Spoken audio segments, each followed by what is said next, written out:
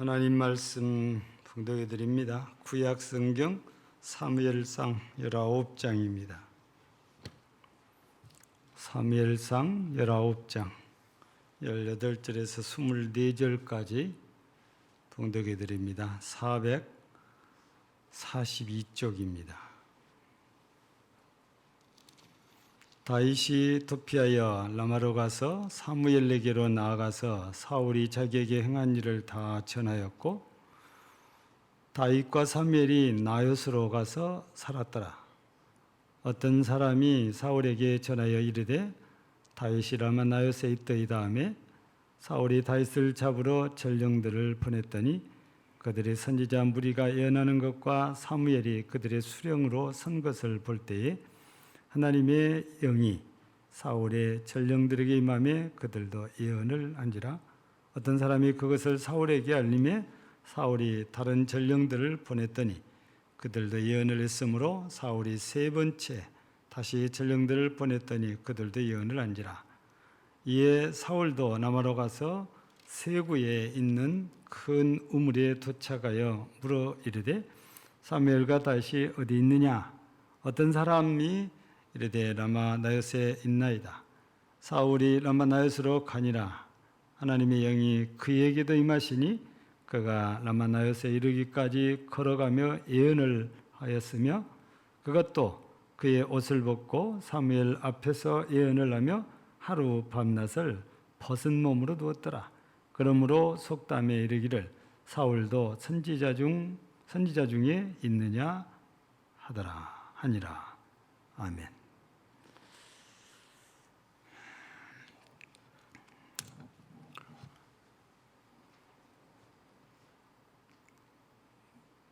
교회가 이렇게 좀 텅 빈 느낌이 들어요. 지난 주일부터서는 아무렇지도 않다고 우리는 생각을 하는데 또 많은 분들은 그렇지 않게 생각을 또 하시나 봐요. 오늘 아침에도 또 연락이 이렇게 왔어요. 염려했던 사람들 다 음성으로 이렇게 나왔다. 2주 이렇게 되니까 또 검사를 하잖아요. 그래서 우리 교인 중에 그 이상 아무도 지금 확진자가 없다는 그런 거거든요. 그리고 어제 당사자는 또 제가 월요일 날 전화해보고 어제 또 전화를 해봤더니 내일 검사 받고 수치가 정상으로 돌아올 것 같다는 의사소견을 들었대요. 왜냐하면 지금까지 이렇게 쭉 진행 과정을 보고 월요일 날쯤에는 정상으로 될 것 같다. 그래서 화요일 날이나 수요일쯤 퇴원을 지금 그 담당 의사는 얘기를 했다고 그래요. 그래서 크게 우리가 염려하지 않아도 되겠다 이런 얘기를 드립니다. 그래서 모두가 이제 코로나 때문에 걱정하지 말고 우리 모두 은혜 받는 데 우리가 집중하면 될 것 같습니다. 그 인도 선교사 중에 우리 예수님의 제자로 알려진 도마가 있잖아요. 근데 도마도 참 선교를 잘 이렇게 했지만 인도 사람들의 마음속에 자기들은 힌두교잖아요. 근데도 이 선교사를 뭐라고 부르냐면 하나님의 성자 그렇게 불러요. 다른 사람들은 다 인정은 안 해도 인도 사람들이 그분을 지금이야 이제 세월이 흐르니까 잊혀졌겠지만 그때 당시는 이 선교사를 하나님의 성자라고 부를 정도로 영향력이 컸는데 이 간디와 함께 인도를 위해서 수고를 많이 하기도 한 사람입니다. 그 사람이 바로 스텔리 존스라는 선교사인데 이 사람은 미국의 메릴랜드주에 있는 볼티모어라는 도시명은 여러분들이 아마 들어보셨을 것 같아요. 이 볼티모어라는 도시에서 이렇게 태어나가지고 이 에즈베리라는 대학을 이렇게 나왔어요. 근데 이 에즈베리 대학은 크리스찬들이 세운 미션 스쿨입니다. 근데 본인은 그때까지만 해도 하나님과는 담을 쌓고 살았던 사람. 뭐 보통 그냥 담 쌓은 게 아니고 좀 굉장히 까칠해요. 누가 예수 믿으러 오면은 화를 낼 정도로 까칠했던 사람이 스탠리 존스인데, 근데 어쩌다 보니까 이 학교를 들어갔고, 이 학교를 들어가서 보니까 채플 시간에 빠지면 학점이 안 나오는 거예요. 학점이 안 나오면 졸업이 안 되잖아요. 그래서 억지로 이 채플에 참여를 해서 예배를 드려요. 학점을 얻기 위해서. 근데 그날도 뭐 어쩔 수 없이 학점 때문에 이 채플에 참여를 했는데, 아니 교목실장님께서 그날 갑자기 설교를 하시다가 지금 예수님을 영접하고 싶은 사람은 앞으로 나오시오. 그러니까 아무도 안 나올 뿐더러 이 스탠리 존스와 비롯해서 그 친구들은 다 똑같이 학점 때문에 이 자리에 앉아있기 때문에 뒤에서 장난치고 킥킥거리고 막 그러고 있어요. 그러다가 친구들이 이 스탠리 존스에게, 야, 네가 한번 대표로 나가봐라. 혹시 너 장학금 줄 줄 아냐? 그러면서 계속 등을 떠미는 거예요. 근데 스탠리 존스는 그 친구들이 말을 해서 장학금 준다 해서 나온 게 아니고 그냥 나와요. 근데 그 자리에서 신기한 역사가 일어나는 게, 앞에 딱 나왔는데 하나님의 성령이 이 스탠리 존스에게 임해가지고 이 사람이 은혜를 받고 그 자리에서 저런 나올 때까지도 예수를 영접할 생각이 없고 그냥 나왔어요. 아마 질문을 했으면 이제 좀 목사님이 곤란한 답을 이렇게 할 참이에요. 근데 성령이 임하니까 이 사람이 그 자리에서 예수를 영접을 해요. 그리고 이 사람이 신학을 하고 목사가 돼서 인도에 선교사로 온 거거든요. 그래서 이 사람이 1972년도에 93세를 일기로 하나님의 부르심을 받았는데 89세 때에 우리로 말하면 중풍으로 쓰러집니다. 뇌출혈이 와가지고 쓰러졌는데 중풍이 됐어요. 왜냐하면 인도에서 쓰러졌는데 미국까지 비행기로 싣고 갔으니 시간이 있잖아요. 그러니까 결국에 중풍으로 돌아서서 병원에서 치료를 받는데, 이 스탠리 존스 선교사가 얼마나 고집이 센지, 남들은 꿈도 꾸지 않고 남들이 볼 때는 이해가 되다는 걸 자꾸 의사와 간호사에게 주문을 해요. 의사가 들어오면, 의사 선생님, 나를 위해서 한마디만 해주시오. 뭘요? 그러니까 저를 따라하세요. 그러니까 뭘요? 그래 따라. 나사렛 예수 그리스도의 이름과 성령의 능력으로 명하노니 스탠리 존스는 일어나 걸어라. 요 한마디만 해주고 나가시오. 의사들한테 사정사정을 해요. 의사들은 우습지요. 이게 그래갖고 나올 병이 아니다는 겁니다. 중간중간에 간호사들이 또 체크를 도면 또 간호사를 또 붙들고 또 똑같은 주문을 해요. 가지 말고 나한테 나사렛 예수 이름의 권세와 성령의 능력으로 명하노니 스탠리 존스는 일어나 걸어라. 이 한마디만 해주고 나가시오. 처음에는 막 서로 그냥 뻐부리치고 화도 냈다가 비아냥거리게 됐다가, 그런데도 계속 들어오기만 하면은 이 스탠리 존스 선교사는 꼭 그걸 주문을 해요. 그래서 할 수 없어서 자기들이 믿지도 않은데도 들어오면 그 말을 꼭 해주고 와요. 나사렛 예수님의 권세와 성령의 능력을 의지하여 명하노니 스텔리 존스는 일어나 걸어라. 그때까지만 해도 이런 중풍병이 나사서 일어나 걷는다는 것은 아무도 기대하지 않았어요. 근데 딱 6개월이 됐는데 스텔리 존스가 89세의 노군데 아무렇지도 않게 일어나서 퇴원을 하고 바로 인도로 가서 3년을 더 선교를, 그래서 92세에, 그때가 1972년도에 하나님의 부르심을 받아요. 저도 기도할 때 그 문구를 잘 쓰지 않아요. 나사렛 예수님의 권세와 성령의 능력을 의지하여 명하노니 한정훈 집사는 일어나 걸어라.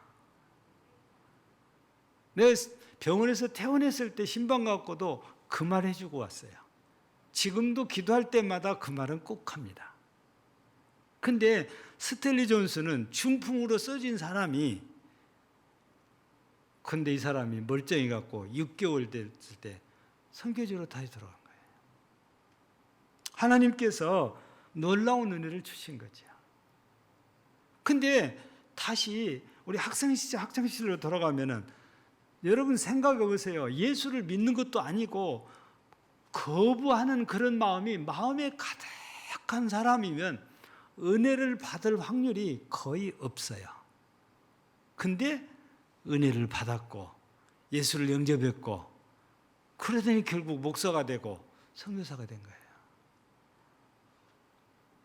우리 생각에 이런 사람은 은혜를 못 받는다고, 이런 사람에게는 하나님이 은혜 주지 않을 거라고 생각을 하고 있는 그런 대상이 스텔리 존스와 같은 사람이잖아요.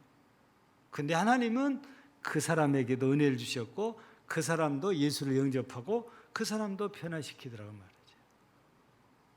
여러분, 성경에 있는 얘기도 그렇습니다. 사울, 여기 나온 사울 말고 신약성경에 나온 사울, 바울 말이에요. 그가 행한 일을 보면 하나님께서 은혜 주실 것 같지가 않아요. 근데 그 사람에게도 은혜를 주셔서 변화시켜서 전도자 되게 만들었거든요. 우리가 생각할 때 이런 사람이나 은혜 주실 것이지 그렇게 우리가 추측하는데, 하나님이 은혜 주신 사람들을 보면 우리가 생각한 사람들과 같은 그런 사람들에게 은혜 주신 거예요. 우리가 전혀 생각지도 못한 사람들에게도 은혜를 주시더라. 그게 오늘 제가 스텔리 존스 선교사 얘기고 오늘 본문이 또 그 얘기예요. 여러분, 라마 나요스의 은혜라는 것은 라마 나요스에서 하나님께서 주신 은혜인데, 이곳에서는 사무엘이 사는 곳입니다. 사무엘이 집이 있어요. 근데 사울 왕이 다윗을 죽이려고 한 것이 확실시 되니까 그 아들 요나단이 다윗에게 도망가라고 도와줬잖아요. 그래서 다윗이 피신해서 찾아온 것이 사무엘 선지자인 거예요. 그래서 사무엘 선지자에게 자초지정을 다 얘기했더니 사무엘 선지자가 그러면 나와 함께 여기 있어라 해서 라마에 있는 사울의 집입니다. 아니 그 사무엘의 집이에요. 이 나요시란 말은 거주지라는 뜻입니다. 그러니까 사무엘의 집이라는 뜻이에요. 그래서 같이 거기서 지내는데 누가 이걸 보고는 사울 왕에게 보고를 한 거예요. 그래서 사울 왕이 전령이라고 이렇게 표현이 돼서 성경에는요, 다윗을 잡아가야 될 사람들입니다. 근데 놀라운 일이 생긴 거예요. 이 남아 나요스에 와서 다윗을 잡아가려고 왔는데 이곳만 도착해서 마주대하면 하나님의 성령 역사해가지고 이 사람들을 다 예언하는 자, 우리 다른 말로 바꾸면 하나님을 찬양하는 자로 다 바꿔버려요. 그래서 무기를 가지고 다윗을 잡으러 온 사람들이 하나님을 찬양하는 사람들로 다 바뀌어버려요. 아무도 다윗을 잡아가질 못해요. 그래서 첫 번째 소식이 다시 사울 왕에 들리니까 또 보내요. 똑같아요. 세 번째 또 보내요. 똑같아요. 그러니까 사울 왕이 안 되겠다, 내가 가야지. 그래서 사울 왕이 직접 왔는데 오늘 성경에 보니까 사울 왕도 이곳에 도착했는데 하나님의 성령 역사에서 예언하게 만들어요. 하나님 찬양하게 만들어요. 더욱더 24절 마지막 절을 보면 사울 앞에서 24시간을 벌거벗고 누워서 하나님을 찬양했다. 이렇게 돼 있어요. 라마나요세에서는 정말 있을 수 없는 일이 생긴 거, 믿을 수 없는 일이 생긴 게 바로 은혜 받을 수 없는 사람이 은혜를 받고 예언하는 사람들과 함께 예언을 하는 이 놀라운 역사가 일어났다고 말이지요. 그래서 오늘 우리가 이 본문의 이런 내용을 통해서 이렇게 보면서 이 라마나요스의 은혜라는 것이 뭘까라고 곰곰이 묵상을 하면 맨 처음에 어떤 생각을 할 수 있냐면 하나님의 은혜는 누구에게나 임한다는 것입니다. 우리가 생각하는 그 사람에게만 은혜가 임하지 않아요. 우리가 생각한 사람은 착한 사람이잖아요. 열심히 기도한 사람이잖아요. 열심히 전도한 사람이고 열심히 봉사한 사람이에요. 이런 사람들에게 하나님의 은혜가 주어질 거라고 우리는 그냥 생각하고 교회를 핍박하고 우리에게 해를 끼치고 우리를 미워한 사람들은 절대 하나님의 은혜가 임하지 않을 것 같은데 근데 하나님의 은혜가 임해요. 그러잖아요. 오늘 사울은 이 라마나요스에 오는 이유가 뭡니까? 다윗을 잡아다가 죽이려고 온 거잖아요. 나쁜 마음을 품고 온 거예요. 악한 마음을 품고 온 거예요.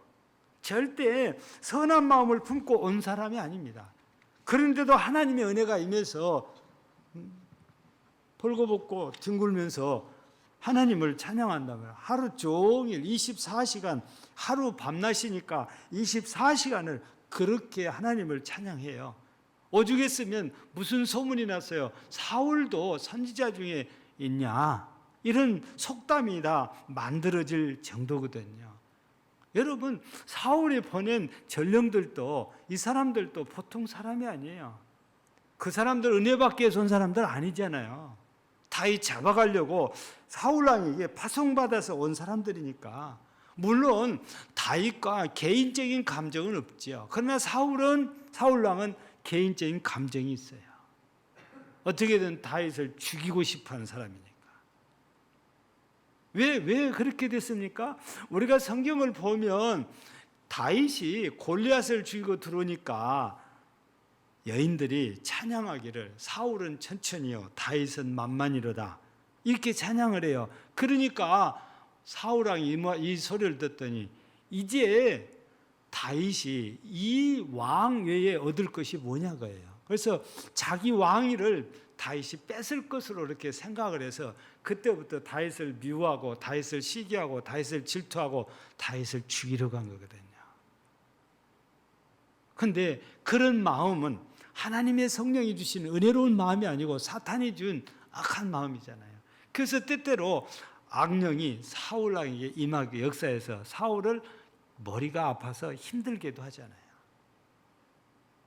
여러분 우리가 생각할 때 사울에게는 하나님의 은혜가 임하지 않을 것 같은데 그에게도 하나님의 은혜가 있다는 말이에요. 여러분 로마서 1장 16절을 보면 모든 믿는 자에게 구원을 주시는 하나님의 능력이 복음이라고 그래요. 모든 믿는 자에게. 사람들은 특별히 유대인들은 자기들만 하나님의 은혜를 입을 거라고 생각을 해요. 그런데 실제는 그렇지 않잖아요. 물론 유대인도 하나님의 은혜를 입지요. 이방인들도 하나님의 은혜를 입어요. 그래서 바울 사도는 뭐라고 표현합니까? 고린도서에서 먼저는 유대인이요 다음은 헬라인이로다 그래요. 그러니까 하나님께서 유대인을 택했으니까 유대인에게 먼저 은혜를 주시겠지만 이방인들에게도 하나님의 은혜를 주신다는 거 아닙니까? 그러니 우리가 성경을 통해서 보면 꼭 하나님이 택했다고 하는 이 선민인 유대인들에게만이 아니에요. 오늘 그 사람들 시각으로 보면 우리는 이방인이고 택함 받지 못한 자들이에요. 그런데 우리에게도 성령이 역사하고 우리에게도 하나님은 은혜를 주시잖아요. 그래서 하나님의 은혜는 특정인이 아니고 누구에게나 주신다는 것입니다. 생각지 않는 사람도 은혜를 받고 변화돼서 하나님의 거룩한 일에 동력자가 되는 일들은 성경에 수차례 기록이 되어져 있지 않습니까? 또 하나님의 은혜는 어떤 상황에서도 주어진 거예요. 여러분, 식물이 이렇게 자라려면 3요소가 조화가 잘 돼야 된다고 그래요. 그게 뭡니까? 물, 햇빛, 그 다음에 뭐가 있어야 돼요? 물과 햇빛, 뭐가 있어야 돼요? 이게 뿌리를 내릴 수 있는 땅이 있어야 되잖아요. 그죠? 근데 여러분, 식물이요, 땅이 없어도 자라요. 또 놀라운 것은 나무 있죠, 나무에도 다른 식물이 자라요. 여러분, 어디에 좋다고 겨우살이 많이 채채다가 시장에 파는 것 있잖아요. 이 겨우살이는 나무에 붙어갖고 살고 있잖아요. 땅 바닥에 있질 않아요. 저는요, 얼마 전에 우리 이 집에 들어가는 길에 우리 이쪽 동네에 보도블록을 다 깔았잖아요. 이제 새로 깔았어요. 근데 우리 사는 아파트도 다 보도블록을 다 바꿨어요. 다 새로 했거든요. 근데 며칠 전에 비가 온 다음에 햇빛이 계속 나서 요즘 우리가 덥잖아요. 근데 아파트 입구에 풀이 이만큼 자랐어요. 그래서 내가 싹 뽑아버렸는데 왜 이렇게 관심이 가냐면 보도블록과 보도블록 사이에 그 사이에서 이 풀이 나가지고 이만큼 큰 거예요. 근데 내가 뽑아보려고 그러니까 보도블록과 보도블록 사이니까 그냥 쉽게 뽑힐 줄 알았는데 안 그래요. 얼마나 얘네들이 살려고 뿌리를 내렸는지 얼마나 빠져요. 이 보도블록과 보도블록 사이에는 미세한 공간이 있고 거기에는 뭐가 있냐면은 이 모래알 같은 것들이 들어있거든요. 근데 어떻게 이 속에서 이 풀이 발화가 돼서 이만큼 자라냐고 말이에요. 환경이 아주 안 좋은 환경이에요. 그런데도 이 풀이 자라요. 마찬가지예요. 하나님의 은혜도요. 꼭 마태복음 13장에 씨 뿌리는 부위에 옥토밭 같은 데서만 하나님의 은혜가 나타난 거 아니라고 말해요. 여러분, 자갈밭에서도 하나님의 은혜가 나타날 수 있고 길가밭에서도 하나님의 은혜가 나타날 수 있어요. 하나님의 은혜는 환경을 초월해서 얼마든지 하나님께서 주십니다. 여러분, 바울을 다시 한번 얘기해 봅시다. 바울이 빌립보에서 전도하다가 매를 실컷 맞고 감옥에 갇혔는데 그러면 환경이 좋습니까? 안 좋잖아요. 근데도 하나님의 은혜가 임해요. 그들이 밤쯤쯤 되어서 하나님께 기도하고 찬송했더니 하나님께서 은혜를 주셨는데 어떤 은혜를 주세요? 지진이 나가지고 결국에 누구를 전도하게 만들어줘요? 간수장이를 전도하게 만들어줘요. 또 세월이 흘러서 바울이 우여곡절을 다 겪고 로마에 도착해서 감옥에 갇혔는데 그 감옥에 갇혔으면서 쓴 편지가 옥중서신이라고 그래요. 그 옥중서신들이 바로 에베소서부터서 빌립보서 쭉 이렇게 가잖아요. 근데 빌립보서를 보면은 빌립보 교인들에게 편지 쓸 때 내용이 기쁨이 포인트예요. 감옥에 있는 분이 자유롭게 살고 있는 빌립보 교회 성도들에게 내가 기뻐하노니 너희도 기뻐하라. 주 안에서 기뻐하라. 여러분, 하나님의 은혜가 임하지 않으면 절대 감옥에서 기뻐할 수 없어요. 하박국 선지자도 환경을 보면 너무너무 가난하고 열악하고 안 좋아요. 그럼에도 불구하고 여호와의 구원을 인하여 기뻐하고 즐거워하고 찬양을 한다고 그래요. 하나님의 은혜는 좋은 환경이어만 임하는 것 아니더라고 말이에요. 물론 좋은 환경, 은혜밖에 좋은 환경이면 더 좋겠죠. 그러나 환경이 안 좋다고 해서 은혜가 없냐? 아니에요. 하나님께서는 안 좋은 환경에서도 은혜를 주십니다.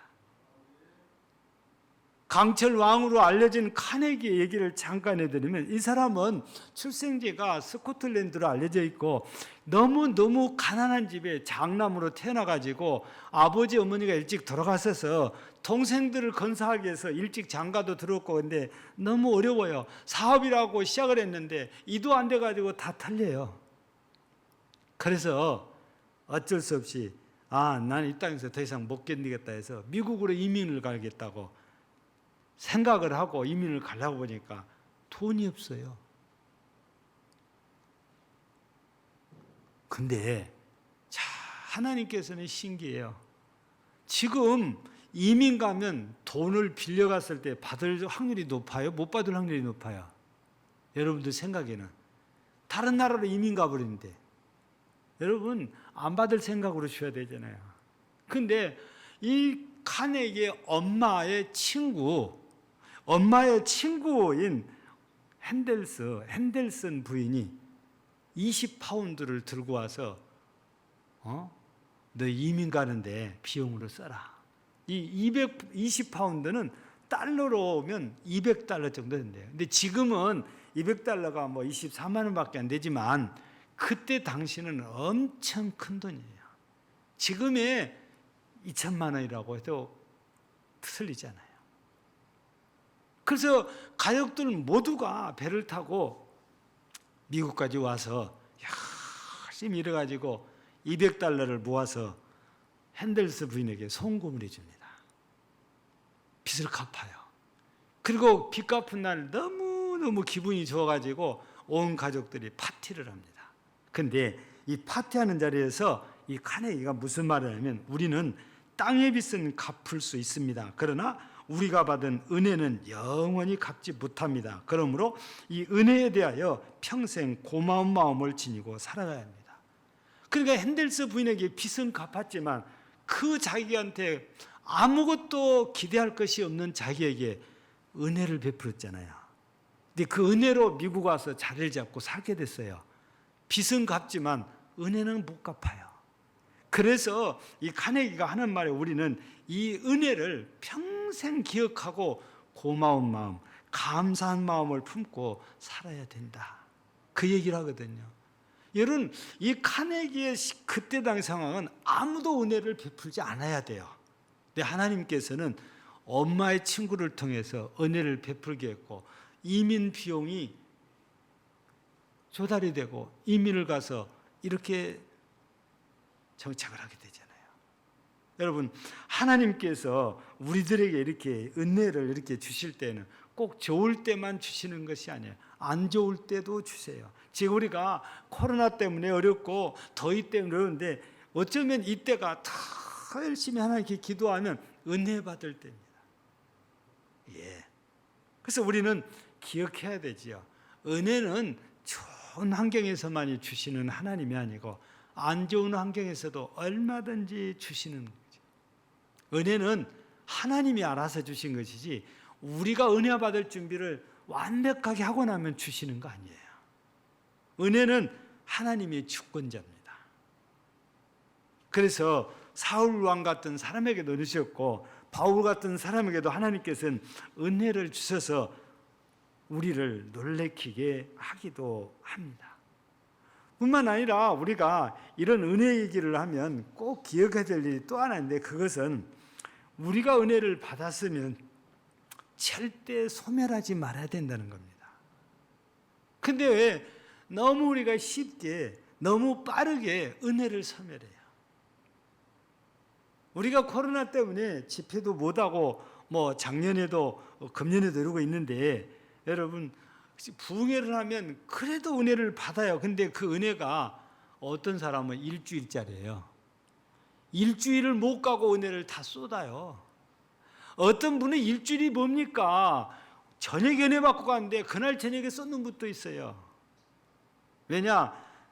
은혜반이라고 늦게 갔더니 신랑이 또 한마디 하거든요. 그러면 바로 쏴붙여버리는 같이. 그럼 은혜 다 쏟아부는 거죠. 길게 간 사람이 한 달 간대요. 근데 정말 하나님께 사랑을 받고 복을 받는 사람들은 이 은혜를 소멸하지 않고 은혜를 끝까지 지키는 사람들이에요. 근데 여러분 오늘도 보면 우리 사울 왕이 소개됐잖아요. 여기 라마나요스에서 은혜를 받았어요. 근데 이때가 처음이 아니에요. 우리 사무엘상 10장을 가서 보면 사울이 왕이 될 때 사무엘 선지자 가서 기름 부었잖아요. 그때도 선지자의 무리와 함께 예언을 했던 사람이 사울 왕이에요. 그때 이미 은혜를 받았는데 이 은혜를 전부 다 소멸해 버려요. 왜 소멸합니까? 자기 욕심 때문에 그래요. 우리 15장 보면은 이 사무엘상 15장을 보면 그때 당시에 아말렉과 이렇게 전쟁을 하게 되는데 사무엘 선지자가 아무것도 남기지 말고 전부 다 죽이고 파괴하고 멸하라고 그래요. 근데 돌아올 때 보니까 양 우는 소리가 들려요. 그래서 사무엘 선지자가 이게 무슨 소리입니까? 그래요. 그러니까 사울 왕이 여호와께 제사들을 제물로 갖고 왔다는 거예요. 하나님은 그것을 명한 적이 없잖아요. 근데 자기 마음대로 그런 실언은 핑계고 자기 욕심 채우기 위해서 가져온 거잖아요. 그래서 그때 사무엘 선지자가 무슨 말해요? 왕이 여호와의 말씀을 버렸으므로 여호와께서도 왕을 버리셨나이다 그래요.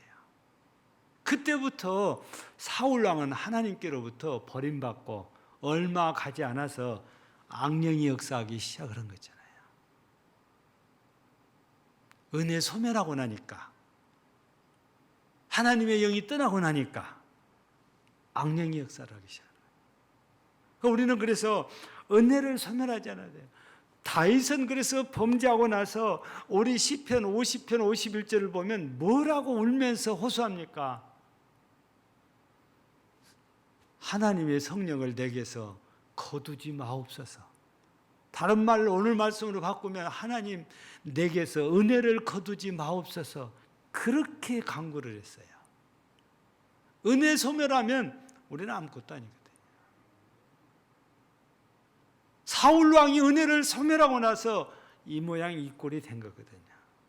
자기 욕심 채우려다가 교만해졌다가.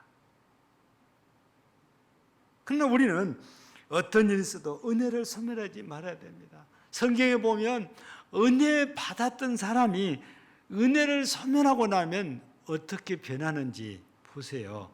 많이 설명 안 해도 이름만 대면 알아요. 예수님의 12제자 가운데 하나가 누구예요? 가룟 유다 보세요. 은혜 소멸하고 나니까 예수님을 팔아먹고 결국에 창자가 터져서 죽어요.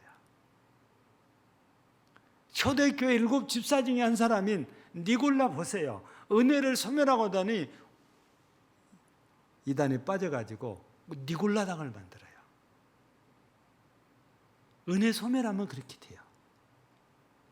그래서 우리는 어떤 일이 있어도 은혜를 소멸하지 않게 해서 애를 써야 돼요. 근데 왜 우리가 은혜를 소멸하냐?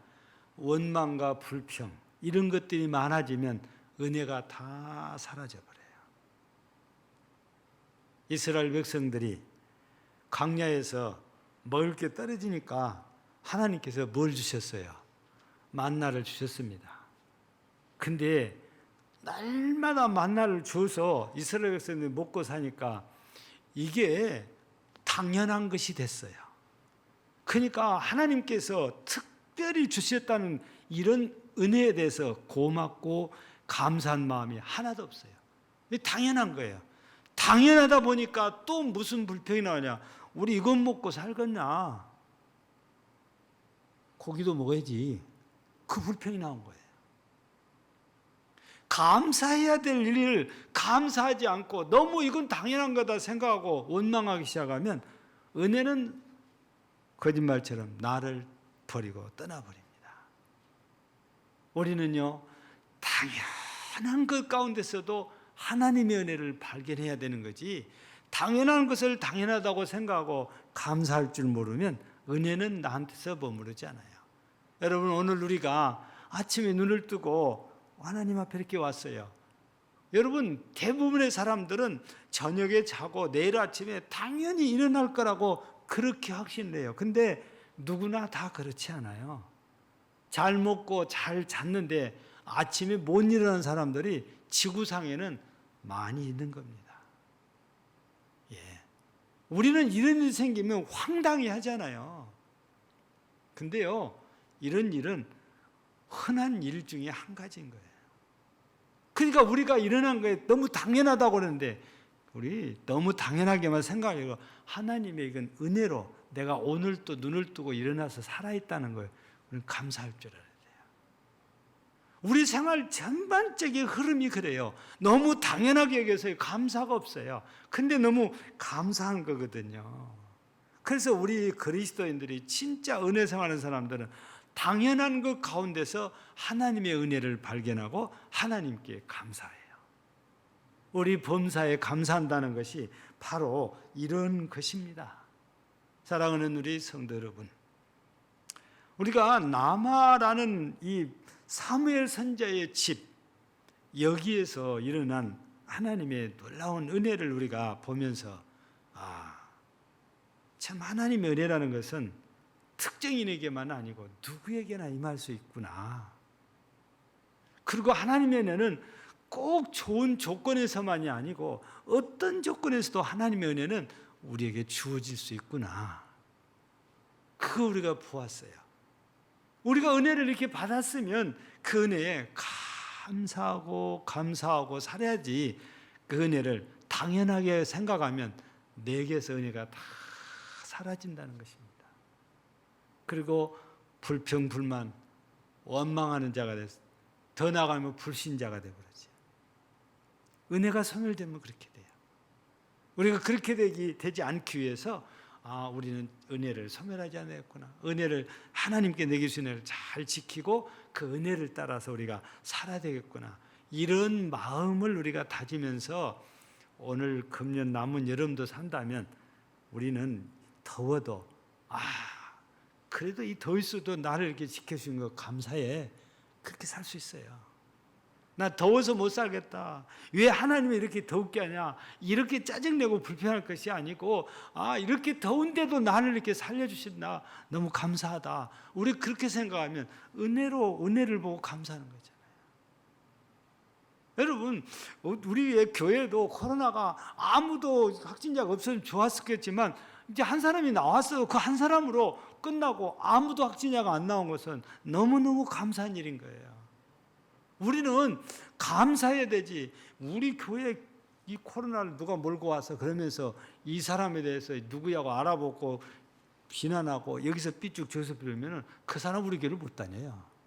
그러면 절대로 안 돼요. 우리는 지금 하나님의 은혜 있어서 더 이상 확진자가 안 나왔잖아요. 그것을 우리가 감사하는 거예요. 예. 그래서 우리는 너무 당연한 것들을 당연하게만 생각하지 말고 이게 하나님이 내게 주신 은혜다. 이렇게 감사하게 이 은혜를 발견하고 정말 하루하루를 또 순간순간을 감사하면서 살아가는 여러분 모두가 되어지기를 주의 이름으로 축복합니다. 하나님의 은혜를 헛되이 하지 말라고 하나님께서는 바울 사도를 통해서 우리에게 말씀을 주셨음에도 불구하고 우리는 하나님의 은혜를 함부로 대하는 경향들이 있습니다. 이제부터라도 우리 하나님의 은혜를 깊이 깨닫고 늘 감사하게 하옵소서. 과거에는 예배드리는 것이 그냥 당연한 일이지만 지금은 코로나 때문에 예배도 당연한 것이 되지를 못하고 은혜라고 받을 수밖에 없는 그런 세상에서 살고 있습니다.